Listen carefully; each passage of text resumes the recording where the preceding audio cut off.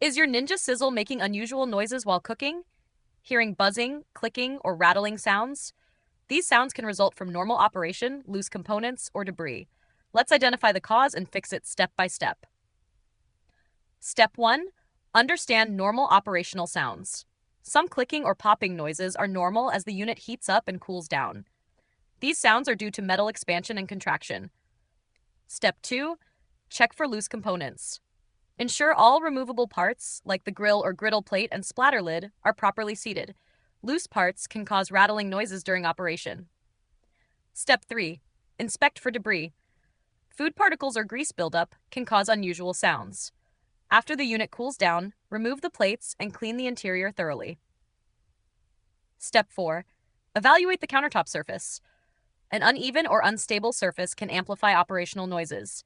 Place the unit on a flat, stable surface to minimize vibrations. Step 5. Contact support if noises persist.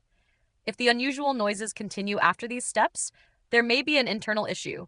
Reach out to Ninja Support for further assistance. If this helped, subscribe to No Filler Fixes for more fast appliance guides.